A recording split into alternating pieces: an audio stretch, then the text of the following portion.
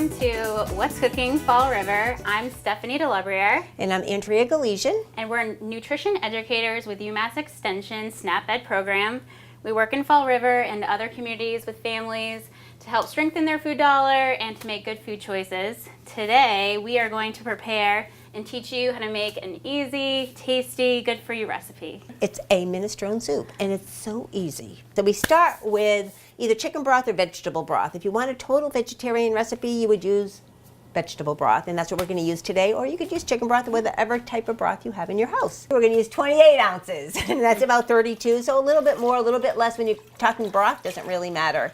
And a low sodium broth. What do you think, Stephanie? Would you get a low sodium broth? I would recommend that because a lot of you still get flavor with other vegetables and the herbs we're adding in there. It's going to lower your sodium for the day. In addition to that, we'll add a quarter of a cup of actually uncooked macaroni. We use shells. The recipe calls for shells.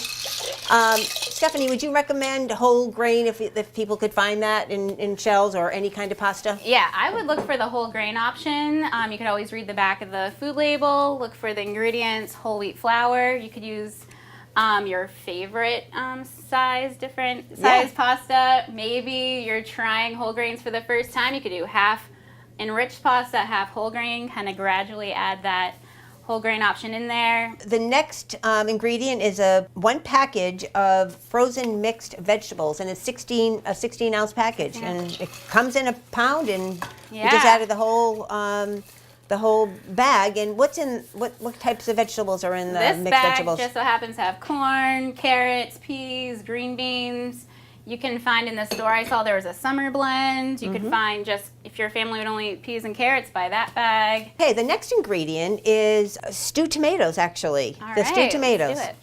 And it's one 14.5 ounce can. I got the low, we bought the low sodium. Yep. Tomatoes, it says finely chopped, but some people like their tomatoes a little bit more coarse, and so either way works. And the next ingredient is garlic powder, and there's 1 teaspoon of garlic powder. Here we go. We got a teaspoon of garlic powder.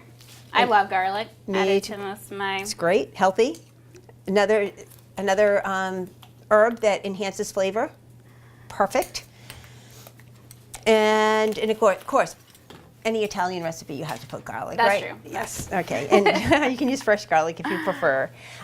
Next is the kidney beans. And a 15 ounce can is what we're looking for. All right. So we opened our can. We're going to put it in a nice colander right here. And we're going to rinse it out in the sink just so we can get if there's any extra sodium in there. We'll wash it off. And I'll put that over it. Nice, yeah, that's a good idea. Beans are a great source of proteins. And then the last ingredient is basil. And we are adding 1 teaspoon of basil, and that really gives it the kick that you expect from minestrone soup. Exactly, yeah. I'm excited. We're gonna let this cook for about 20 minutes. 20 minutes. You let it come up to a boil, so lots of bubbles, and then you put it down low to simmer, so you're only going to see a couple of bubbles every once in a while for about 20 minutes on medium heat. All right, so our soup has been simmering for 20 minutes, and I think it's now ready. It smells fabulous. Okay. And look at that.